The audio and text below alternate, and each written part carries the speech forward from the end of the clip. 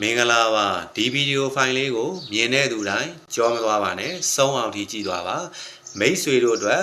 ်ထူးခြားမှုတွေကံကောင်းခြင်းတွေဒါရရှိစေမှာပဲဖြစ်ပါတယ်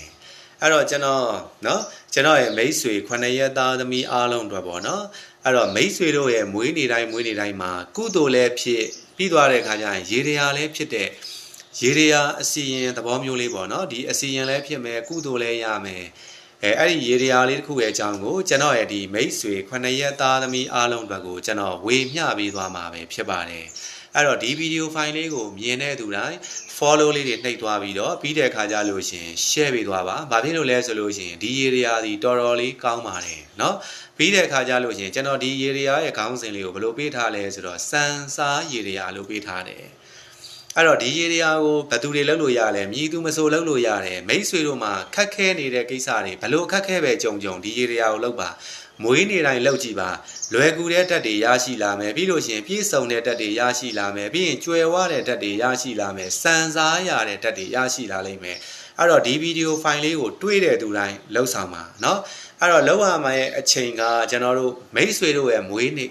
အဲ့တော့ကိုကတနင်္ဂနွေဆိုရင်တနင်္ဂနွေနေ့မနက်တနင်္လာဆိုရင်တနင်္လာနေ့မနက်အင်္ဂါဆိုရင်အင်္ဂါနေ့เนาะဗုဒ္ဓဟူသားသမီးဆိုရင်ဗုဒ္ဓဟူနေ့ကြာသာပတိသားသမီးဆိုရင်ကြာသာပတိနေ့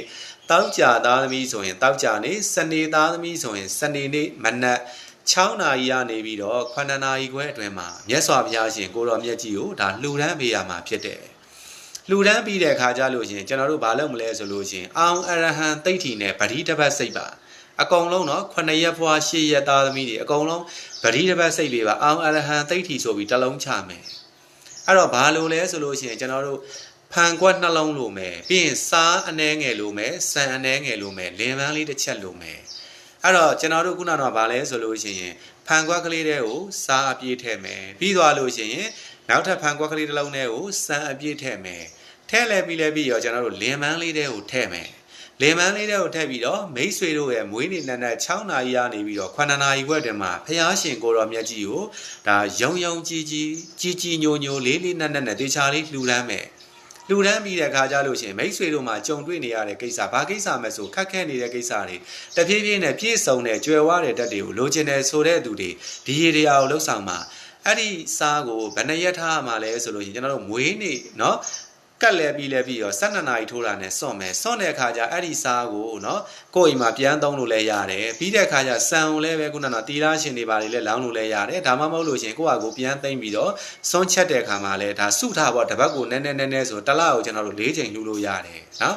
အဲ့တော့9ရက်ဖွာ10ရက်သားသမီးအားလုံးတစ်လကို4ချိန်လှူလို့ရတယ်အဲ့တော့4ချိန်လှူတဲ့အခါကျခုနကများတဲ့အခါကျကမှလောင်းခြင်းလဲလောင်းဒါမှမဟုတ်ရင်လည်းပဲစံတွေကိုကြာရင်ငှက်စာတွေပါတယ်ကျွေးလို့လဲရတယ်အဲ့ဒီစားကိုတော့ဘာလုပ်မလဲဆိုလို့ရှင်ကိုကကူနာဟင်းချက်ချင်းလဲချက်မချက်ချင်းတဲ့သူတွေကဘာလုပ်မလဲဆိုအဲ့ဒီစားကိုရေလေးနဲ့ဖြောလဲပြီးရောမနက်ပိုင်းမှာပေါ့နော်စွန့်ပြီးတဲ့အခါကျရင်နောက်တစ်ပတ်ပေါ့နော်ကိုယ့်ရဲ့မွေးနေကြလို့ရှင်အိမ်ရှိကိုစားရင်နဲ့ပတ်လို့လဲရတယ်မပတ်ချင်ဘူးဆိုလဲပြဿနာမရှိကိုကဟင်းချက်တဲ့အိုးတွေကိုထည့်ထားအဲ့ဒီဟာလေးကိုလှူဒန်းတာနဲ့တင်ကိုမိတ်ဆွေတို့မှာစူတောင်းပြည့်ကျင်တဲ့ကိစ္စမှန်သမျှအစဉ်ပြေမှုတွေရရှိစေမှာပဲဖြစ်ပါတယ်အဲ့တော့ကျွန်တော်ကဘယ်လိုပြောမလဲဆိုတော့မြတ်စွာဘုရားရှင်ကိုတော်မြတ်ကြီးအားစံစားရည်တွေဟာလှူဒန်းပြီးဒီချိန်မှစပြီးတော့ကို့မှာကြုံတွေ့နေတဲ့ဥမာကကျွန်တော်ကခုနကငွေကြေးလကတွေပွင့်ကျင်တယ်အဲ့တော့မြတ်စွာဘုရားရှင်ကိုတော်မြတ်ကြီးအားနော်စံစားရည်တွေဟာလှူဒန်းပြီးဒီချိန်မှစပြီးတော့ဖရာတပည့်တော်ခုနကဘာနေသားဘာနေသမီးဖရာတပည့်တော်မတို့မှာငွေကြေးလပါတွေပွင့်လိုက်ရပါလို့ငွေကြေးလပါတွေပေါ်များရပါလို့ငွေရေးကြေးကိစ္စတွေအစဉ်ပြေရပါလို့အစရှိသည်ဖြင့်ကိုယ့်အကိုပြောချင်တဲ့ကိစ္စကိုပြောလို့ရတယ်12နာရီထိုးတာနဲ့စွန့်မယ်အဲ့ဒါကိုတပတ်ကိုတစ်ခါလုပ်မယ်အဲ့ဒီခုနလှူပြီးလဲပြီးရောကျွန်တော်တို့ဘာလုပ်မလဲဆိုလို့ရှိရင်အောင်အရဟံသိဋ္ဌိနဲ့ဗတိတပတ်စိတ်ပေးပါเนาะအဲ့တော့ကျွန်တော်ရဲ့မိတ်ဆွေတွေမှာဒါတိတိတာတာနဲ့အစဉ်ပြေမှုတွေတဖြည်းဖြည်းရရှိစေမှာပဲဖြစ်ပါတယ်အဲ့တော့ကျွန်တော်ရဲ့ဒီမိတ်ဆွေ9ရက်သားသမီးအားလုံးဒီစံစားရည်ရာလေးကိုပြုလုပ်စီရင်ဆောင်ရွက်ပြီးဒီချိန်မှစပြီးတော့မိတ်ဆွေတို့မှာကြုံတွေ့နေရတဲ့ခက်ခဲတွေပြေလည်မှုတွေရရှိပါစေမိတ်ဆွေတို့တဖြည်းဖြည်းနဲ့စံစားရသောဓာတ်တွေလည်းရရှိပါစေလို့ကျွန်တော်ဆုတောင်းမေတ္တာပို့တာရင်ကျွန်တော်ရဲ့ဒီရေရာဗီဒီယိုဖိုင်လေးကိုကျွန်တော်ဒီနေရာမှာပဲအဆုံးသတ်ပါတယ်အားလုံးကိုကျေးဇူးတင်ပါတယ်ကျွန်တော်ကတော့ဆရာသိန်းထိုက်ဆံပဲဖြစ်ပါတယ်မင်္ဂလာပါကျေးဇူးတင်ပါတယ်